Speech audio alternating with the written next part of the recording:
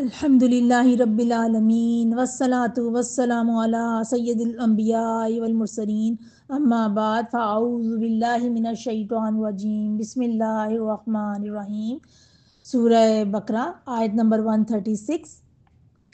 قولوا آمنا باللہ وما انزل الینا وما انزل الی ابراہیم واسماعیل واسحاق ویعقوب والاسباط وما اوتی موسیٰ وعیسیٰ وما اوتی النبیون من ربہم لا نفرق بین احد منہم ونحن لہ مسلمون۔ ترجمہ: کہہ دو ہم اللہ پر ایمان لائے اور اس پر جو ہم پر نازل کیا گیا اور اس پر جو ابراہیم، اسماعیل، اسحاق، یعقوب علیہم السلام اور ان کی اولاد پر نازل کیا گیا اور اس پر جو موسیٰ اور عیسیٰ علیہ السلام کو دیا گیا اور اس پر جو دوسرے تمام انبیاء کو ان کے رب کی طرف سے دیا گیا، ہم ان میں سے کسی میں فرق نہیں کرتے اور ہم اللہ کے تابع فرما ہیں۔ آج ہم جس عظیم آیت پر درس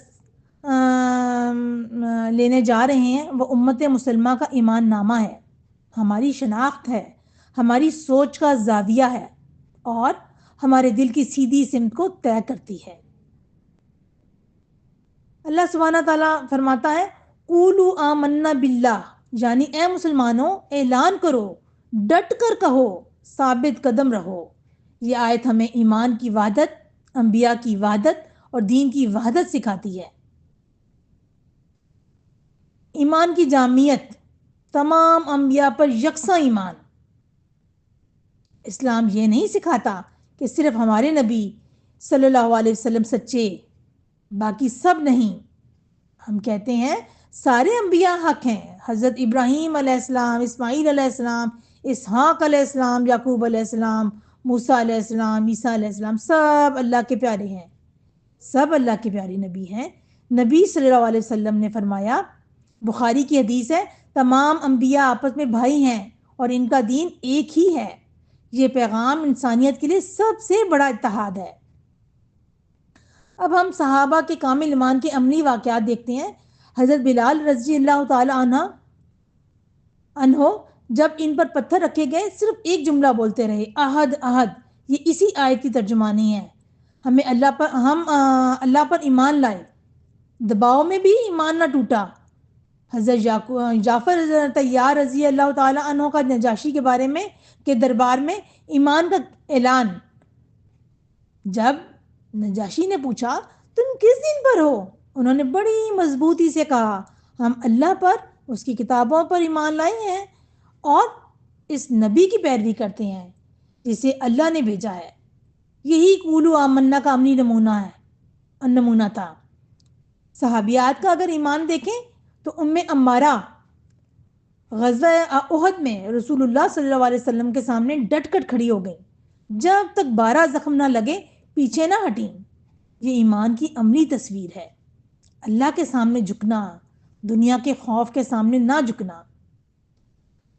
نبی صلی اللہ علیہ وسلم کا انبیاء کے ساتھ ادب و احترام کا طریقہ۔ جب یہودی ایک بار نبی صلی اللہ علیہ وسلم کے پاس آئے اور کہا ہم موسیٰ علیہ السلام کو آپ سے افضل کہتے ہیں، تو رسول اللہ صلی اللہ علیہ وسلم نے فرمایا، بخاری کی حدیث ہے، مجھے موسیٰ علیہ السلام پر فضیلت دینے میں مبالغہ نہ کرو۔ یعنی آپ صلی اللہ علیہ وسلم نے یہی سکھایا کہ انبیاء میں تعصب نہیں ہوتا، احترام ہوتا ہے۔ یہی آیت ہمیں سکھا رہی ہے، لا نفرق بین احد منہم، یعنی انبیاء کے درمیان کوئی فرق نہیں، سب ایک ہیں۔ اب ہم اسی آیت کا آخری حصہ دیکھتے ہیں، وَنَحْنُ لَهُ مُسْلِمُونَ، جس کا ترجمہ ہے اور ہم صرف اسی کے فرما بردار ہیں، یعنی ہماری وفاداری، ہماری اطاعت، ہمارا جھکاؤ، ہمارا فیصلہ سب اللہ کے لیے ہے۔ مسلمون کا اصل معنی کیا ہے؟ مکمل جھک جانا۔ عربی میں اسلم کے معنی ہے خود کو مکمل طور پہ کسی کے حوالے کر دینا، ہر فیصلے پر اللہ کو ترجیح دینا، اپنی خواہش کو پیچھے کرنا۔ سورہ بقرہ آیت نمبر 131 میں اللہ سبحانہ تعالیٰ فرماتے ہیں، جب اللہ نے ابراہیم سے کہا اسلام لے آؤ، انہوں نے فوراً کہا میں رب العالمین کے لیے اسلام لایا. یہ وہ نحن لہ مسلمون کا بہترین ماڈل ہے.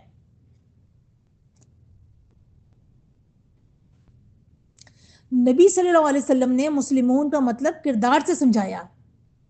صحیح مسلم میں آتا ہے مسلمان وہ ہے جس کی زبان اور ہاتھ سے دوسرے مسلمان محفوظ رہیں.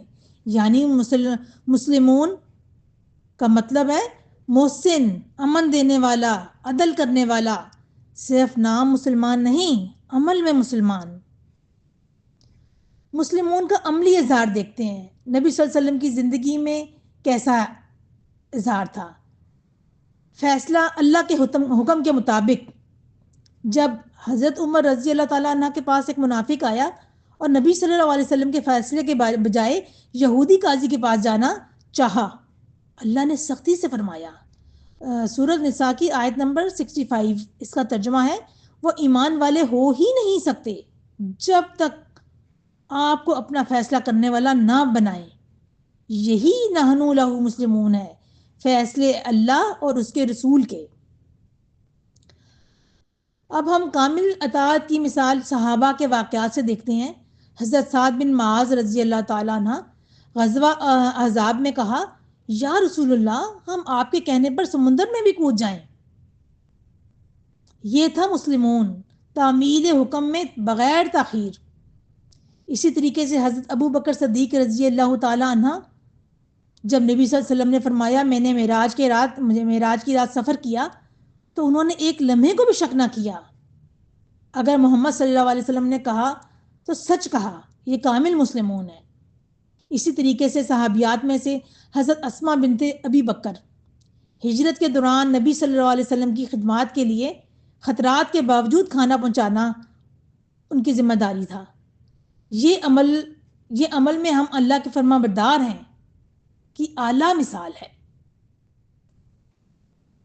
اب ہم قرآن کی روشنی میں مسلم کے اوصاف دیکھتے ہیں. اللہ کے سامنے جھک جانا بغیر دلیل مانگے.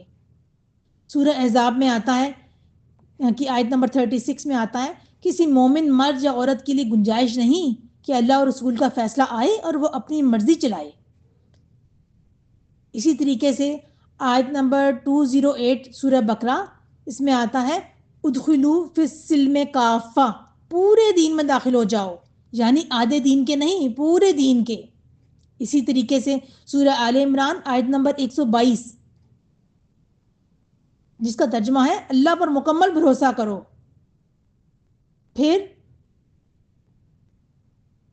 ایک اور جگہ آتا ہے ان اللہ یحب المحسنین، احسان اور نرمی.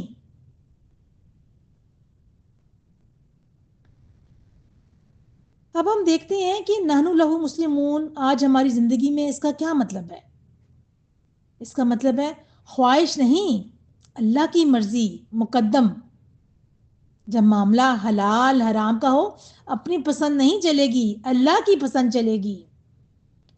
فیصلے ہوں گے تو قرآن و سنت کے مطابق. غصہ، رشتہ داری، تجارت، دوستیاں، ہر جگہ اللہ کا حکم. عبادت میں سستی نہیں. مسلمون وہ ہیں جو نماز، روزہ اور اخلاق میں ثابت قدم رہے. تکلیف آئے تب بھی اللہ کے حکم پر قائم رہے. یہی صحابہ نے دکھایا. ایمان صرف آسائش میں نہیں، مشکل میں چمکتا ہے. لوگوں کے لیے رحمت بننا، کیونکہ نبی صلی اللہ علیہ وسلم مسلمان کی پہچان زبان اور ہاتھ سے خیر ہونے کو قرار دیتے ہیں. آخر میں ہمیں سے کیا سبق مل رہا ہے کہ نحن لہ مسلمون کوئی جملہ نہیں، زندگی کا پروگرام ہے. اللہ کا حکم سب سے اوپر، رسول اللہ صلی اللہ علیہ وسلم کی سنت معیار، اخلاق نرمی اور رحم، دل اللہ پہ بھروسہ، زبان کسی کو تکلیف نہ دے، فیصلہ قرآن کی روشنی میں، عمل اخلاص کے ساتھ. اس میں دنیا کی عزت بھی ہے اور آخرت کی نجات بھی. آخر میں ہم دعا کرتے ہیں اللہ سبحانہ تعالی ہمیں سچا مسلمان بنائے، ایمان میں استقامت دے اور اللہ کے آگے جھکنے والا دل عطا فرمائے. آمین یا رب العالمین.